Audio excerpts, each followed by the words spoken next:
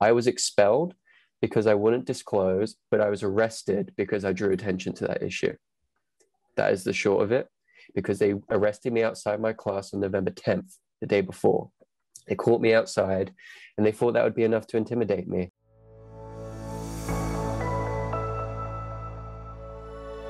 Hi everyone, welcome back. I'm Dr. Julie Ponesse, the Pandemic Ethics Scholar for the Democracy Fund. I know that some of you will know my story, being fired from Western University for failing to comply with their COVID policy. But I'm not here to talk about that today. I'm here to speak with someone who faced a very similar fate to mine at Western. Harry Wade was an engineering student at Western University, and he was put into handcuffs, taken out of his classroom on numerous occasions for refusing to disclose his vaccination status and or refusing to wear a mask. I sat down with Harry to chat about what happened to him, what some of his reasons were at the time, and where he's at these days now that he's had a little bit of distance from the situation. I found, and I think you will find Harry to be a very intelligent, thoughtful, reflective person who has been thinking a lot, not just about his own circumstances, but about how this pandemic situation came to be and what the experiences are of each of us going through it. Hear what he has to say. Let's talk a little bit about what happened on that day that ended up getting recorded in the video, just for people who don't know about it, but then also people who have seen it and don't know very much about, what led up to it or the circumstances. It's always so important to remember, isn't it, that when we see an image of something or a video, that it's a snapshot of reality taken out of context, and we need to Exactly. be very careful to understand, try our best, right, to understand what led up to that and what were the circumstances surrounding it. And I actually, so I saw that video. I think someone shared it with me. I didn't know about you prior to that. And I started, thinking that we would have this conversation. I started doing a little bit of research, and then I kind of caught myself because I wanted not to know anything about you that I would learn from the internet. And I just wanted to hear your story. So what I saw was a video that was I think it was recorded on November 11th. Is that right? That was a Thursday this year. And it looks like you are being arrested in a classroom at Western. There's some other notable things about that, the visuals in that video as well. But can you fill out a little bit of background in terms of what led up to that? What happened in that moment? Why was it caught on camera? Those sorts of things. Absolutely. So that was actually my third year paying to be on campus. I was in chemical biomedical engineering in 2020 when this started, but it was a very competitive stream I was in, and the universities and society at large wasn't prepared for the first lockdown. So a lot of students were getting together in their dorms and writing their exams as a collaborative effort, as they may be doing right now, as they've ushered in once again online exams. So I wasn't happy with that, especially in a competitive stream. And that's a subpar way of conducting ourselves in what are meant to be like the highest institutions in our country.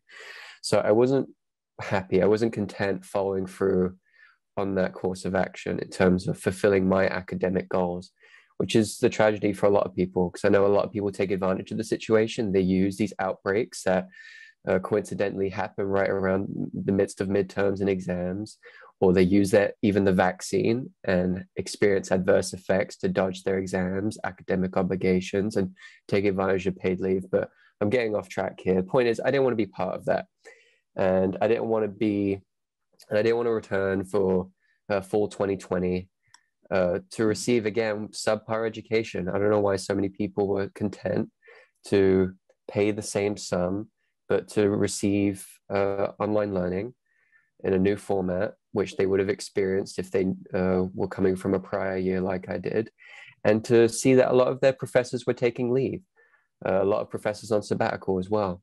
When I was repeating my second year this year, it was the same second year engineering program, just a slightly different stream for the sake of variety and simplicity, because I knew I was going to be facing an uphill battle. But I still noticed 2 out of my 5 professors were no longer teaching from the previous year, and they had TAs or people from sabbatical, And as I've become more embroiled in this issue, I find out this is a norm. There's a lot of professionals and opinionated people on campuses that used to hold these positions of authority stepping away. And sometimes you don't hear their voices. You mean since COVID started, since the lockdowns and this is what were prior to that? This is what I've experienced this year. Out of my 5 courses, 2 of the 5 professors that I had classes with in 2020 were not here for 2021. Right. So I think either they knew and they didn't want to be part of the circus anymore. They didn't want to be perpetuating a false narrative, or they didn't want to deal with the confrontations, because some of my professors are still willing to go on campus and go along with the narrative, but they weren't willing to call the police on me. But others were. The same professor that sent out a very sympathetic email in September about being in solidarity with the students during their walkout for the sexual violence that was going on in the residences. Right. In his statement, he said something along the lines of, we respect and we have no tolerance for sexual violence. Western is a campus of inclusivity, respect, and tolerance. And obviously, that was the same professor that called the police on me during my first arrest. Technically my second arrest, but the first arrest that was on camera, because the Western was trying very hard to keep this under wraps. They didn't want the students knowing that their own peers were being barred and excluded from the classroom, which was the experience. And what I tell people is that I was expelled because I wouldn't disclose, but I was arrested because I drew attention to that issue. That is the short of it, because they arrested me outside my class on November 10th, the day before. They caught me outside and they thought that would be enough to intimidate me. But I made sure on November 11th, which was the Thursday, and then again on November 15th, which was the following Monday, that my classes weren't guarded, with the assurance of my peers in the room who are still in class right now, made sure that I was still able to attend the class. And I got in, and the professors, the precedent was set based on how the first professor reacted to my maskless face in the classroom. And then one of the professors that I thought had more sympathy, more courage on the issue, decided he also had to call the police as well. Campus police, the special constable service on Monday. Harry, you were arrested for not wearing a mask. Was that the specific? That's not the specific charge, not at all, but that's exactly what's going on. That's what drew attention. Exactly. I tell people, like, I was barred from entering the campus on October 13th, but they didn't guard my classes then. They didn't start issuing arrests then. Why is that? And that's because they thought I would give up and I would continue not to attend classes. Or I would decide not to attend classes. And then on October 28th, they took away my OWL access, which meant that I couldn't do my assignments or look at my course content, review my grades. And again, they must have assumed that that would have been an indication to me to give up, but I didn't. And I kept going to class. After reading week, I asked one of my trusted professors, like, hey, is there anything I can do? And his hands were tied. He received direct instructions from above that he wasn't to cooperate with me and to report if I was in the classroom, which he wasn't willing to do, thankfully. But it left me with very little choice. So all that was left for me to do, and I decided, was to ask if my peers thought this was okay. And I was having conversations with them up until that point. But what changed was that I wasn't going to wear the mask anymore. But I would bet you anything, and there may be still people like that on campus at this very moment, that if I continue going to class wearing a mask, nobody would have taken notice, because the professors would have had deniability. They would have said they weren't aware I was in the class, because most of the people in the room weren't aware that I was being barred from the classroom. But once I took that mask off, I was making a statement, I was sending a message. And within a day of after starting to do that, they decided to start posting special constables outside my classroom. And you were conspicuous then, right? Visibly conspicuous, and indicating by not mask wearing, presumably, that you no longer were wearing the uniform of this narrative. Right? Exactly. I drove through campus maybe 3 or 4 weeks ago now. It was a beautiful fall day. It was on a weekend, and you know how many students are around on a weekend walking around campus. You know, there are maybe 50 or 100 feet between them, right? There aren't many. And they were all wearing masks. And you see this a lot now. And when I was in your position, so 20 years ago or so, my recollection of people in their teens, late teens and early 20s is not that they were a terribly risk-averse bunch, right? I mean, the opposite would be true, if anything. And so Mm-hmm. it's very interesting to me that things have changed so much in a Mm-hmm. relatively short period of time. One thing that was very noticeable to me in that video is how calm and normal the classroom seemed, while this thing, an arrest with handcuffs and police and neon colored vests, is not, I've taught in a university setting and been in university for 25 years or something. I've never seen that. This is an unusual event, right? Mm-hmm. But for there to be so much calmness and normalcy, no one did anything, no one said anything. Someone Mm-hmm. thought to record the event. Did that surprise you, or is this not surprising behavior from your peers and fellow students? I'm not surprised by the reaction of my peers, and the video doesn't capture the whole story. Obviously, there's dialogue between me and the special constables, and there is a silent majority in that room that are filming for different reasons other than the principal footage you've seen. I haven't seen that footage surface, but people willing to record it themselves are issuing statements during the moment saying that it goes against our charter, it violates our freedoms, and they are taking a stance. But I haven't heard them since. And I don't know if anyone's going to be willing to acknowledge those people in the room, but I know who they are. And I can get in touch with them now, and they know where I am if they want to reach out to me. But I guess shortly afterwards, everyone in the room had a change in attitude because the same people that were supporting me said that they were going to prevent this from happening and they were going to continue helping me find my way into the classrooms, went silent. And I have no reason to understand why that is. And I can only speculate that they've been issued some kind of warning. As the special constables told me, that any students cooperating or endorsing my actions could face the same sort of actions. So Students have that received emails to that effect? I'm just speculating. Mm-hmm. That's what the special constables told me. Right. Is that I told them that there are people in that classroom that are helping me get to my classes, making sure they're not guarded. And they told me that if we find who those people are, then we're going to make sure that they face the same kind of repercussions that you're facing as well. So I don't know if that warning was passed along to them, but the campus has the resources to find these people, unfortunately.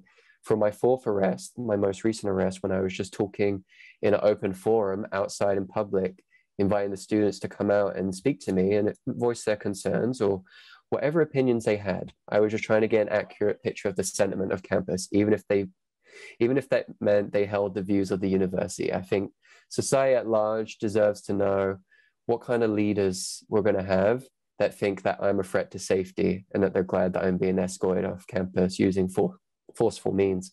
But during that arrest, I was arrested in subpar 20 minutes, which was the fastest reaction time we'd seen out of the 4 arrests I've had.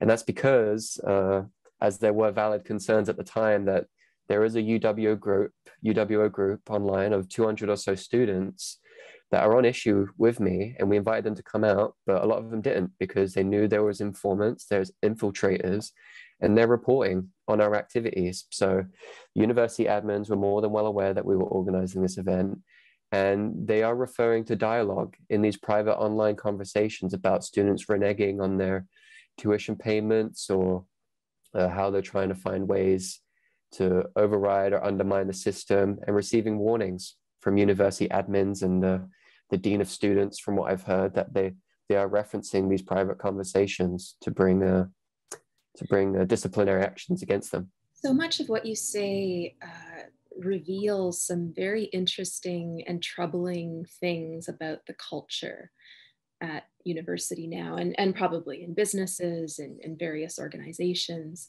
But when we think about universities, if we don't have freedom there, if we don't have freedom of thought and the exchange of ideas, and a burden of proof there, we surely don't have it anywhere in society. In thinking about your story, I've been thinking about the culture of silence. And one of the courses that I've taught over the last number of years is a business ethics class. And we always do a unit on whistleblowing. And one of the cases we talk about is the case of the Challenger disaster from 1986, right? That blew apart 70 some seconds into flight, killing everyone on board. And for those who don't know, one of the chief engineers who helped to build the rocket warned his superiors, and then warned NASA, right, about problems with the shuttle in sub-zero temperatures. And those concerns were just ignored. And that's in 86. And I'm interested in the culture of engineering. You know, we see it other professions. You think about medicine, and then you look at what the medical student cohort is like, or you think about law and you look at what the law student cohort is like, and you can see those principles and behaviors and standards of behavior modeled in the students, right? Do you see that in engineering and training, or is there kind of a solidarity, a culture of silence? You don't talk about these things. You don't. Well, they certainly give us the opportunity to. And the course that you're referencing it was called Environmental Engineering Sciences. But what we spent a lot of time talking about is these more public domain issues, policy issues, and societal issues related to engineering with regards to climate change. And unfortunately, because I was barred from entering the campus, I wasn't able to participate in these debates that they're inviting students to have. One of which that I took a keen interest in and tried my best to get the responsibility of arguing against this was environmental lockdowns. We have engineers in my age group debating environmental lockdowns. And we do this in the context of evaluating other environmental disasters, such as Deepwater Horizon, the oil spill in Mexico, and other issues related to indigenous peoples in Canada's not having better access to drinking water on the allocated lands provided to them by the federal government, and those kinds of issues. When we had those weekly classes, the students were invited to raise their hands and voice their opinions on these issues. But what I found was that a lot of them were reluctant to. Maybe it's because we don't have the kind of leadership qualities that we want in these kind of innovators. Or, as I suspect, there's a lot of people in that room that have opinions that align more closely with my own than the university, that are reluctant to share their opinions because they know they may face consequences, academic penalization, or ousting for expressing an honest opinion about how they feel about these kinds of environmental policies or environmental activism in the professional field, such as engineering. And I would have loved to have participated and bear witness to what kinds of attitudes we would have had. My own debate, which I didn't get to participate in, was the relativity of the oil fields in Canada and the future of Canadian economic growth, which I have support for and I have background in because I was in chemical engineering, like I mentioned earlier. So I had a bit of background in this, but I really wanted to talk about environmental engineering. But while we were in this class, we were writing essays on these issues, and I knew that I was facing these threats from the university about being trespassed against, being de-enrolled, and being suspended and expelled eventually.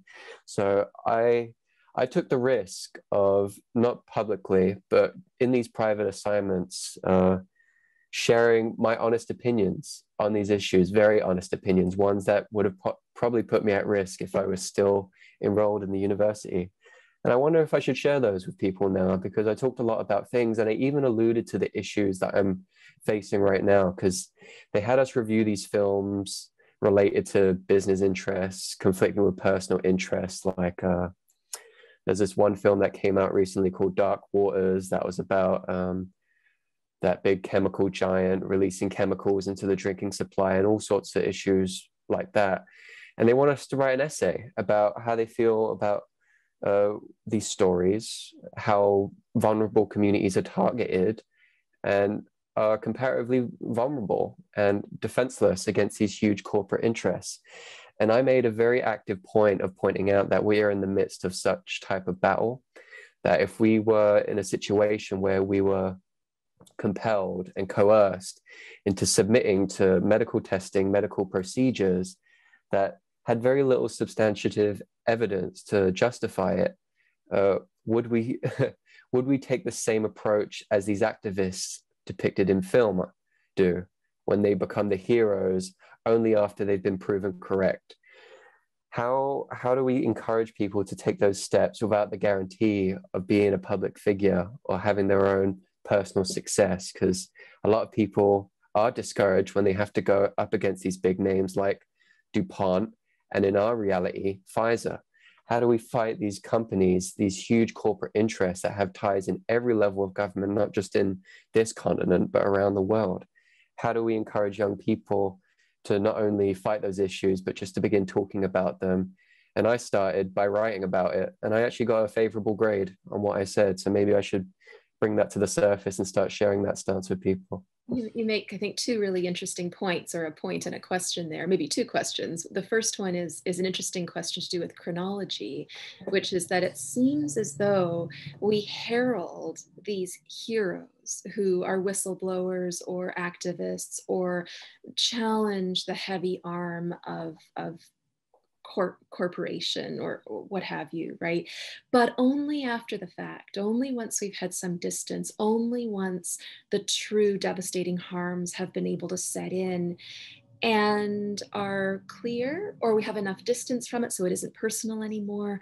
I don't know, but I think that's a really interesting point. And whether or not society or human nature is such that we can, in the midst of one of these crises, pop up, sound the alarm, and have the appropriate response so that we can address those harms before they become any worse. And then connected to that set of questions is the one about what do we do? And I mean, is there any room for whistleblowers, challengers, activists like you and I? I mean, Western has something like, I think, over 1,300 faculty members and over 30,000 students. Two that I know of, you and I, my goodness, dared to challenge the policy of this institution. And I suspect for a lot of people looking on, they would take ours to be cautionary tales. I wouldn't want to have that happen to me. Oh my goodness, did you see what did you see what social media did to her? Did you see? And so these acts of anomaly, right? Stepping outside the crowd, beyond the narrative, looking and questioning it, to many, I suspect, just bring wrath upon you, right? That there's no benefit to doing that. There's no reason to doing that. And you, I mean, I've been curious about this for a number of months now, but I think you're suggesting that there are actually a number of people who, while they may be satisfying the terms of Western's COVID policy, for example, don't necessarily wholeheartedly endorse all of it, or maybe while they believe in certain measures like vaccination or mask wearing for themselves, don't feel that it should be mandated or something like that, right? But yeah, that's a very good question. What do we do about this as individuals? Because that's all we can ever control, isn't it? And I'm very interested to wonder what the answer to the question I was posing to students in September and October, which was, they thought it was ridiculous. They were on side with me. And I asked them, would you get a third booster? And the answer from them at the time was no. But here we are in January, where it's been highly recommended and classes have been made online until the end of January to allow people to get their booster. And for now, these students are allowed to commit to their answer by saying there's no way they would get a third booster while they're given the choice. But in January, not so much, you're thinking. Perhaps not. And I wonder if they're going to commit to that, or if they were just willing to appease me. But what resonated with me when you were talking was, I've mentioned this a lot when I was reading all the literature that gave me my background and my insight into this issue. And one of them was the selfish gene. And one of the cases they take a very long look at is this behavior among a species of birds that I can't remember, where there's a debate over whether or not animals are selfish, as the book title suggests, but it's not about animals being selfish, it's about the genes that they all share being selfish. Or are there truly advantageous evolutionary advantages to altruistic behavior? Because what they observed is that some birds that detected a predator would sound the alarm for all the other birds so that they could take flight. And this could be to their benefit because they could confuse the predator in the swarm of birds that would take flight to flee this predator, or they would be a detriment to their own survival because by raising the alarm, they draw the most attention and the predator would go after them first. And that's totally analogous to where we are right now. We are the two sounding the alarm, not for our own sakes. We know the consequences of our actions. We're doing it for everyone else's sake. I was only getting arrested in class to give my peers the opportunity to help themselves. And they chose not to take that opportunity. But I am not in the classroom anymore. And they have to honor the stipulations, and they have to subject themselves to the predatory acts that these institutions, the university and the government mandates are now being posed against them. And they can decide for themselves whether or not, if they want to take that evolutionary risk and sound the alarm for the betterment of everyone else, or to go along and play passively. And I think the conclusion in that book was that based on a bunch of other extenuating circumstances, you will find a ratio, which I've heard compared to everything else. You may get 20 to 30% equilibrium of many of this species of bird that are willing to sound the alarm for everyone else's sake. And what we have right now in Canada is around 10%, last time I heard, that are not willing to get vaccinated. And even fewer than that are willing to sound the alarm and be vocal and become public figures in this. But that was never my intention. And I think people that are willing to condemn me online and have a very negative perception of my actions they're just venting their frustrations towards everything else. Nobody likes these lockdowns. Nobody likes these mandates. Nobody likes these restrictions on our freedoms. It's just a matter of do you want to hold yourself accountable by being complicit in these mandates, or do you want to hold someone else accountable? And that's the bridge that we're getting ready to cross. And that's why I think January is going to be a very interesting time for us, whether or not people are willing to acknowledge that maybe this vaccine has not been as ethical as it's been reputed to be, or they need to shift the blame elsewhere. To complete the very lovely analogy of the birds, it's not just that those sounding the alarm are being ignored by their fellow birds, right? But in our current circumstance, the fellow birds hearing the alarm, who are annoyed by it, think, what is that? What is that annoying alarm? Are actually coming after and attacking those who are blowing the alarm, right? That's interesting. And yeah, I mean, I see this new chapter of the narrative growing and growing every day, which is that the fault of the unvaccinated that we didn't end the pandemic a few months ago. Mm-hmm. That we need to achieve herd immunity, and herd immunity is 100%. There was an article in, I think it was the Globe and Mail, just the last few days, where they were talking about whether or not to impose, or it might have been CBC actually, I think it was CBC. They're talking about whether or not a national mandate for vaccination would work. And they asked various professors, I think from Toronto, what their opinions were. And one of them said, well, it would be very hard for the virus to survive if 100% of the people were vaccinated. I have not seen any scientific evidence to support that. In fact, my own understanding is that the vaccines are non-sterilizing, which means that, and the nature of the COVID virus itself are such that COVID-0 is a pipe dream. And yet I think the fact that that voice, that narrative continues, and I think that's trickling down. So a number of conversations I've had lately from non-scientists, just from people that you run into at the coffee shop, or people that I sort of know personally, have a developing sense of anger because they perceive it not only to be the unvaccinated, but people who, like you and I, right, who are defending the position of the unvaccinated, or the position of those who don't want to disclose, as prolonging this horrific experience. Where do you see that going? You say January is likely to be very interesting. I mean, do you perceive that we are in a 21st century lynch mob, burning witches at the stake situation?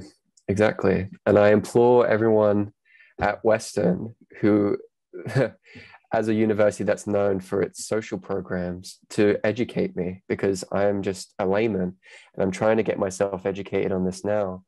The book I'm reading right now is called The Fourth Turning, and it's about how generations go through this cyclical nature of a crisis and then a redemption and enlightenment, awakening, and then we're in the midst of this crisis, and we can either emerge into an awakening, or we can turn into a totally autonomous state, which we've never seen before, because we've never been at this point as a species where we dominate our environment, which is why metaphors and analogies comparing our behavior to birds in nature, while are very insightful, and I would hope to the benefit of a lot of people that are open to that idea, are more than willing to dismiss that, because they don't see themselves as a participating in nature anymore.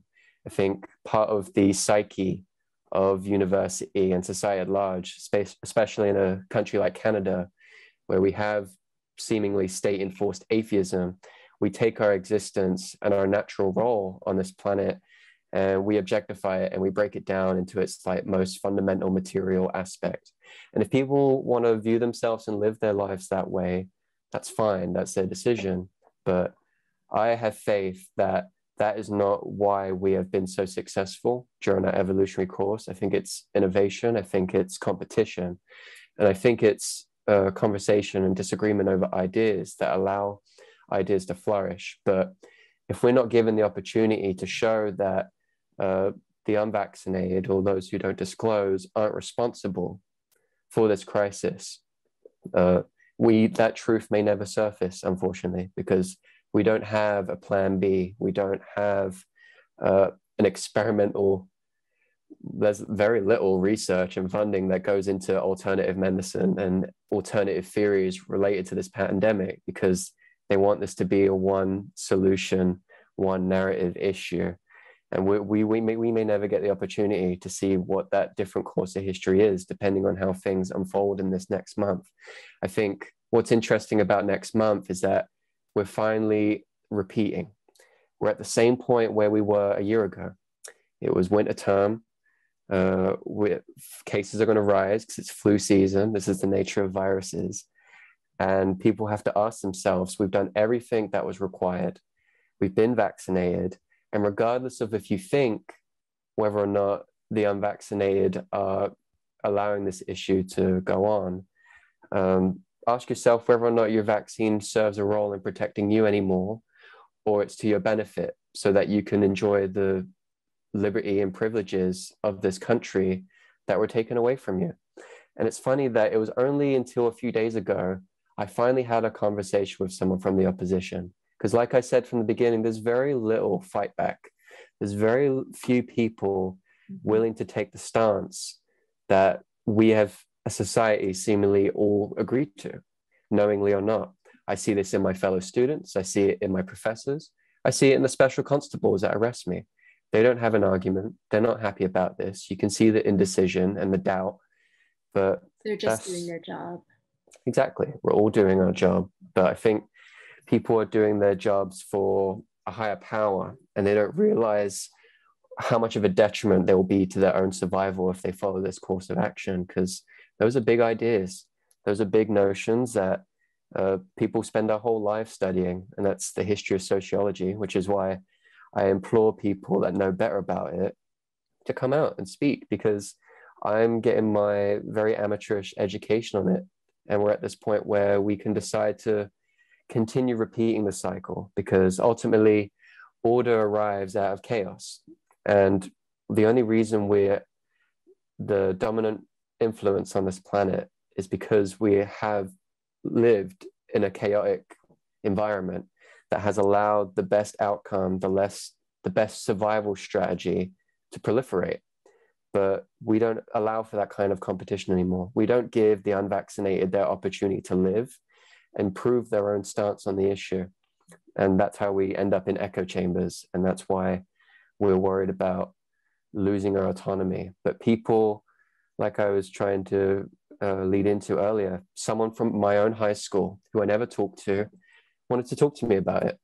And he claims to be right wing. He claims to be conservative. He hates the mandates just as much as I do. He hates government control. But he got this vaccine for the same reason I bet most people got this vaccine, because they want to enjoy life as it used to be. They want to go out and party and drink.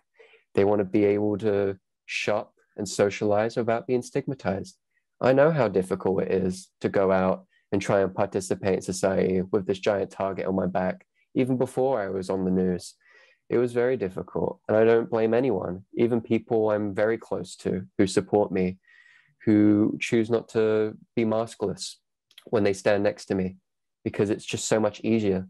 Because we spent these last few decades conditioning people with these social media platforms to have this dual thinking of being individual and being unique and being outgoing and being brave and courageous, whilst conforming and being complicit and being fearful of the repercussions of being ousted and being ostracized. Yeah, this is so interesting, Harry. I often wonder this. It seems like what we're doing, the narrative that we're following, it does not even if you're an egoist in some sense and you believe, that people fundamentally act for the sake of their own self-interests, it doesn't, and you offer a reason why that might be, because we want to do anything possibly in order to get the normalcy that we had back, our lives back, and be able to go out and move freely in the public sphere. But it seems like, in another sense, in following the narrative, we are not acting in our own self-interest. And we know from there's a lot of ethical literature and psychological literature that suggests that in acting in our own self-interest, we don't always do what's in our best self-interest because we're narrow-sighted and we focus on the present or something like that, right? So I do wonder often, what is it that really ultimately explains why we might be self-destructive in this way? And just to fill that out a little bit, if you talk about some of the, not only the harms possibly to do with the vaccines, but the harms to do with not being aware of the alternative treatments for COVID, and the people who have suffered or who have been lost, right, from not taking the appropriate pharmaceuticals and nutraceuticals. But then we have the lockdowns and the mental health aspects compounding upon that. So in some sense, it looks like we're in a massive self-destructive cycle, and you wonder, why would that be, right? So is it just, and one possible explanation seems to be that we want to conform. We don't like social ostracization. We don't want to be stigmatized, identified as being different or other. But a question I also have, and I would appreciate your insight into this, is, do you think that in some sense people like living in a state of fear? Are there any advantages to that? I mean, do you have a sense of solidarity from that, maybe? A sense of purpose or meaning? Well, they're certainly not willing to admit it, because if you look at culture, like no matter what your beliefs are in terms of what religion you believe in, if you're atheistic or theistic, what we see in all cultures, what unites us all, is that we value the same virtues. We all love courage. We all love honesty, transparency, bravery, and compassion. And those things don't depend on a God, on any other belief. But those kinds of moralistic virtues don't exist in an echo chamber where there is no pressure to do anything. And like I said earlier, if you break your existence down into its fundamental atoms, there's very little compelling people to risk their necks, because ultimately it is an advantageous survival strategy to blend in. And even if there's a risk associated with doing everything everyone else does, a lot of people probably soothe themselves with the idea that, well, if there's a consequence to my actions, there will be a different majority that suffers for it. And they are willing to let them throw themselves into the fire first and then wait and see and then do the same thing as them. But in terms of why people, even if they won't admit it, why they're so willing to deprive themselves of freedom, including the introverts, such as myself. I think when, like, for a split second at the start of this, I was relieved. I didn't have to, they initially said in March or April of 2020, like, there won't be an exam. And I was relieved because I was having my own upheaval personally at the time. But then shortly afterwards, they announced exams again. So that was detrimental to my academic performance. But a lot of people like it. A lot of people like staying home. A lot of people like that their opportunities are limited.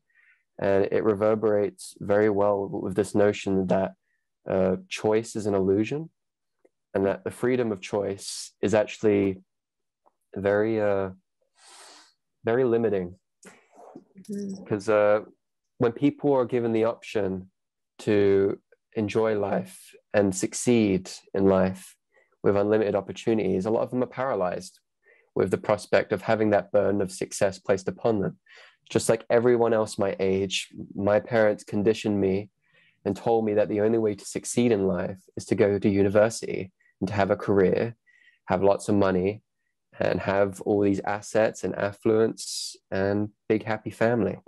And that's something I aspire to still, but it's not the only type of success that can bring peace to people's lives. But that's what most people ascribe to.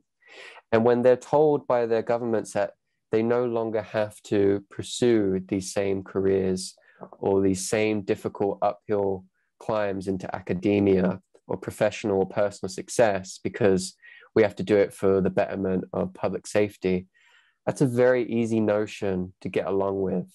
In fact, it's a very selfish notion to go along with, to say you don't think it's worthwhile for you to better yourself and benefit society and others by succeeding and competing and offering your individuality to the world. Let's all just choose to not compete. Let's all choose to be the same. And that way we can all live and thrive. Well, we can survive together, or we can all suffer together, but at least we're all doing it together equally.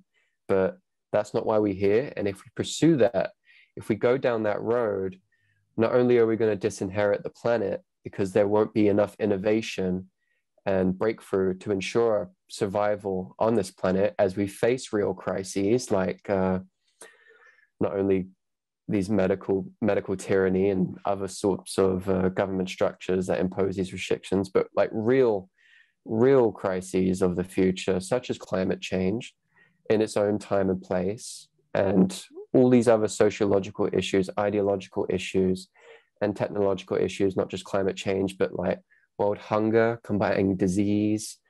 How are we going to be expected to fight these issues when we are all forced to agree? When will we have our opportunity to disagree and offer a viable option? Even though, in all probability, it may not be the best option, because 99% of mutations, not just in societal behavior, but also in our own genes in every organism on this planet, fail. But if we don't give that fraction of a percent its opportunity to provide a better option, then we're not going to be evolving, we're not going to be thriving, we're going to be stagnating, and then we're going to be languishing. We're going to be like that petri dish of bacteria that explodes in growth, and now we're stagnating. And now we can either choose to find ways to continue that growth and continue to thrive and survive, or we're going to stagnate, and there's going to be a lot of suffering for it, because while we're all at home, content with being online and socializing on these social media platforms and getting along with the hobbies and passive activities that appease our happiness, we're not facing the uphill battles or challenges associated with being insightful, critical thinking organisms that allowed us to dominate this planet to begin with. We're not going to ever be able to cure COVID, or at least learn to live with COVID, while we're allowed to, while this narrative is being pushed, being insisted upon that this is the only way. Our defunct vaccine that couldn't save us this last year is the only way that's going to save us, as long as they're willing to accept it, right? I don't think people realize how much profit is extracted for so few people associated with pushing this narrative. And if they can force just one more booster on everyone, right now that's a 50% markup on their profits. And if they can keep that going forever, they will. It's only up to individuals to decide for themselves what's best for their own survival. It's up to every single person and organizations and businesses what they need to protect themselves and the people they serve. And everyone should be allowed the opportunity to decide if they need to wear a mask, if they need to self-isolate, and if they need to take experimental drugs. This is so interesting. I mean, I feel lately like every time I have a conversation about the pandemic, we very quickly and interestingly get into this territory of evolutionary psychology and sociology and history and philosophy, because I think what's gotten us here is not a scientific issue. And what will get us out of it is not a scientific issue. And the advantages you point to, possible advantages to following the narrative and being locked down and in one's home and distancing and wearing the mask and feeling as though we're doing this for others or with others, we get that sense of solidarity. There's a lot of social payoff to that, isn't there? And a lot of personal payoff to that, because if we really are, living in an era it's not just a postmodernism, but a postmodernism, some kind of nihilism where we've been left with the, the fallout from this post-modernist deconstruction of all purpose. My goodness, something has come along to give us purpose. We now have reason to wear a mask. We have reason to distance. We have reason to vaccinate. We have reason to do all of these things. And how richly does that fill up our lives with purpose every single day in very small and relatively simple tasks that everyone can accomplish? Right? You don't need enormous amounts of money to donate to charity. You don't need grand acts of heroism. Everybody can wear a mask. Everybody can sanitize their hands, right? And in participating in those small acts, we are solidifying not only our place within the immediate and broader community, but our sense of the purpose of our own lives. But what's so interesting, I think, is that you point to the trade-off with that, right? And that we are losing not only this opportunity to exchange ideas so that we can innovate and move the species forward, but we're really losing our humanity in that process, aren't we? We're losing our ability to think for ourselves. We're losing our ability. I mean, Aristotle said very famously that we're political animals. We're losing our ability to understand our relationship to other people, what's required of citizens in a democracy, which is not required of citizens in some sort of totalitarian state. It's actually, you're quite bereft of responsibilities in a totalitarian state in some sense, right? Democracy takes a lot of work. It takes a lot of attention to process and not just outcome, right? So in getting this value out of our role in the pandemic following the narrative, we also seem to be losing a great deal at the same time. And I thank you for articulating both sides of that coin so clearly and so interestingly. So let me ask you a final question. What's next for you, do you think? Where do you go from here? Well, I'm thankful that there is still a large majority of people that know better and they support me. And it's going to give me the opportunity to do this full time. Like some of the other big names that I've gotten to know just this last month. I knew your name before my arrest. My family shared your video with me, and that was really inspiring. But I didn't know about all these other names that we are both associated with that I'm learning about. And there's a lot of resources, there's a lot of expertise behind us. And even if people aren't willing to save themselves, we can't say we didn't give them the opportunity to, right? That's our responsibility. So I'm looking forward to participating in that. And I'm looking forward to feeling like an accomplished human being on this planet by being able to give people that opportunity to save themselves. So that's what I'm going to be working on. And I have excellent representation. And I look forward to the outcome of these charges, as I'm sure everyone else does as well. But I'm going to be doing the same thing I did during the first lockdown, otherwise, which is just reading literature, being insightful, doing my own investigating, because that's what we're all called upon to do. And that's what's really going to continue to serve me. And that's what will serve others. I invite them all to do the same thing. I hear you have a great book. Someone I know, we both know, reckons he can get me a copy. So I look forward to that. We're going to get you a signed copy, don't worry. Wonderful. I look forward to it. Thank you. And there's lots of other books that I want to get around to reading. And there's never been a better opportunity to do that. So I hope everyone else takes advantage of that. And I hope they're paying attention to what we're saying. You've done great work. You've done speeches. You have your video. And I look forward to all the other great work you're doing. And there's so many other projects going on behind the scenes that we're going to be working on. And we're at a critical stage. And I hear like a lot of whispers about stuff that may unfold during these next couple of weeks. So I look forward to that. And I look forward to preparing myself and others to meeting the challenges of 2022. Believe it or not, we're 2 years into this now. And I think we're finally at a point, like I decided this summer, which was that I can't avoid this issue anymore. I have to go back to school, because as long as people are content to live at home and not exercise their autonomy and critical thinking, the gifts that we were given on this planet that made us special, we may as well be the cells that constitute our bodies.